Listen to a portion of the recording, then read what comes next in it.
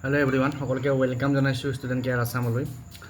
এই ভিডিঅ'টিত আমাৰ ছাত্ৰ ছাত্ৰীৰ লগত জড়িত এটা খবৰ শ্বেয়াৰ কৰিব বিচাৰিছোঁ। আৰু ইয়াত দেখিছে আপোনালোকে 2025-26 বৰ্ষৰ বিশেষভাৱে সক্ষম ছাত্ৰ ছাত্ৰীৰ বাবে ৰাষ্ট্ৰীয় বৃত্তি পৰ্টেলৰ জৰিয়তে প্ৰি মেট্ৰিক পষ্ট মেট্ৰিক শীৰ্ষ শ্ৰেণীৰ বৃত্তিৰ বিজ্ঞাপন, অৰ্থাৎ আমাৰ যিসকল বিশেষভাৱে সক্ষম ছাত্ৰ ছাত্ৰী আছে তেওঁলোকৰ যি স্কলাৰশ্বিপ থাকে সেই স্কলাৰশ্বিপৰ এপ্লাই কৰাৰ কাৰণে এই নটিচখন জাৰি কৰিছে।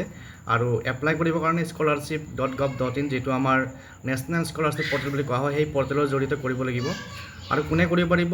প্ৰি মেট্ৰিক বৃত্তি নৱম শ্ৰেণী আৰু দশম শ্ৰেণীৰ ক্লাছ 9 আৰু 10 ল'ৰা ছোৱালী কৰিব পাৰিব। আৰু পষ্ট মেট্ৰিক কোনে একাদশ শ্ৰেণীৰ পৰা একদম মাষ্টাৰ ডিগ্ৰীলৈকে, হাই ছেকেণ্ডাৰী ফাৰ্ষ্ট ইয়াৰৰ পৰা MA লৈকে কৰিব পাৰিব। তাৰপিছত টপ ক্লাছ স্কিম বুলি এটা আছে, আৰু ইয়াতে কিছুমান নটিফাইড কিছুমান বিশেষ কিছুমান কলেজ থাকে, সেইবিলাকত পঢ়া ল'ৰা ছোৱালীয়ে কৰিব পাৰে। তাৰপিছত কি লাগিব এপ্লাই কৰিবৰ কাৰণে? স্বাস্থ্য বিভাগৰ পৰা যিখন শাৰীৰিক অক্ষমতা প্ৰমাণপত্ৰ দিয়ে বা UDID কাৰ্ড এখন দিয়ে ছ'চিয়েল ৱেলফেয়াৰ ডিপাৰ্টমেণ্টৰ পৰা, সেইখন দেখুৱাব লাগিব, দিব লাগিব জমা। তাৰপিছত পিতৃ মাতৃৰ বাৰ্ষিক আয় 2.5 লাখতকৈ বেছি হ'ব নোৱাৰিব, 2.5 লাখ টকাতকৈ বেছি হ'ব নোৱাৰিব। আৰু চাৰ্কল অফিচাৰৰ পৰা ৰাজহ চক্ৰৰ বিষয়াৰ পৰা প্ৰমাণপত্ৰ দাখিল কৰিব লাগিব। আৰু যিসকল শীৰ্ষ শ্ৰেণীৰ অৰ্থাৎ টপ ক্লাছ স্কিম বুলি যিটো আছে সেইটোৰ কাৰণে 8 লাখ টকা হ'ব লাগিব ইনকাম লিমিট, তাতকৈ বেছি হ'ব নালাগিব। আৰু আবেদনকাৰী নিজে বা যোনে এপ্লাই কৰিব বা যিজন ছাত্ৰ ছাত্ৰী এপ্লাই কৰিব তেওঁ নাইবা তেওঁৰ মা দেউতাৰ নামত বেংক একাউণ্ট লাগিব, আৰু বেংক একাউণ্টত আধাৰ লিংক থাকিব লাগিব। যিহেতু যিটো আমাৰ স্কলাৰশ্বিপ পৰ্টেল তাৰ জৰিয়তে স্কলাৰশ্বিপ প্ৰদানত সদায় আধাৰ নাম্বাৰ ব্যৱহাৰ হয়, গতিকে আধাৰ নাম্বাৰৰ জৰিয়তে পে'মেণ্ট হয়। আধাৰত যিটো একাউণ্ট নাম্বাৰ লিংক হৈ থাকে সেইমতে পইচাটো সোমায়। গতিকে যিসকলে এপ্লাই কৰিব বিচাৰে বা যিসকল বিদ্যালয়ত তেনেকুৱা বিশেষভাৱে সক্ষম ল'ৰা ছোৱালী আছে, ছাত্ৰ ছাত্ৰী আছে, সেইবিলাক ছাত্ৰ ছাত্ৰীৰ এপ্লাইটো কৰি দিব পাৰে। আৰু বিশেষকৈ যিবিলাক স্কুল আছে, হেডমাষ্টাৰ আছে বা শিক্ষক আছে, তেওঁলোকে এইখিনি কামত অলপ আগভাগ যদি লৈ পেলাই আগবাঢ়ি যায় আমাৰ ছাত্ৰ ছাত্ৰীসকলৰ উপকাৰ হ'ব। তো প্ৰথমতে যিসকলে নতুনকৈ কৰিব তেওঁলোকে নতুনকৈ এপ্লাই কৰিব লাগিব। NSP OTR যিটো এপ আছে সেই এপটোৰ জৰিয়তে ৰেজিষ্টাৰ কৰি পেলাই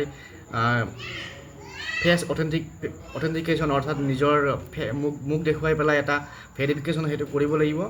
তাৰপিছত আৰু যোৱা বছৰ যিসকলে আবেদন কৰিছিল তেওঁলোকে এইবাৰ ৰিনিউৱেল কৰিব লাগিব পুনৰ, তেতিয়াহে নেক্সট বছৰৰ কাৰণে স্কলাৰশ্বিপ লাভ কৰিব। গতিকে ইয়াতে তাৰিখবিলাক দিয়া আছে কেতিয়া কৰিব লাগিব। ক্লাছ 9-10ৰ 25 জুন ষ্টাৰ্ট, আৰু লাষ্ট ডেট হৈছে 31 আগষ্ট। আৰু স্কুলৰ পৰা ভেৰিফাই কৰিব লাগিব 15 ছেপ্টেম্বৰৰ ভিতৰত। ঠিক তেনেকৈ হাই ছেকেণ্ডাৰী ফাৰ্ষ্ট ইয়াৰৰ পৰা MA লৈকে গোটেইবিলাকৰ লাষ্ট ডেট হাই ছেকেণ্ডাৰী ফাৰ্ষ্ট ইয়াৰৰ পৰা MA লৈকে এওঁলোকৰ লাষ্ট ডেট হৈছে 31 অক্টোবৰ, আৰু 9-10ৰ কাৰণে 31 আগষ্ট। আৰু বাকী যিটো টপ ক্লাছ স্কিম বুলি কৈছোঁ স্নাতকোত্তৰ বিশেষ কিছুমান কলেজৰ কাৰণে, তেওঁলোকৰ লাষ্ট ডেট 31 অক্টোবৰ। আৰু স্কুলৰ পৰা কৰিবলগীয়া বা কলেজৰ পৰা কাম কৰিবলগীয়া ফৰ্ম ফিল আপ এনেধৰণৰ ক্লাছ 9-10ৰ 15 ছেপ্টেম্বৰ, আৰু হাই ছেকেণ্ডাৰী ফাৰ্ষ্ট ইয়াৰৰ পৰা মাষ্টাৰ ডিগ্ৰীলৈকে 15 নৱেম্বৰ, আৰু টপ ক্লাছ স্কিমৰো 15 নৱেম্বৰ।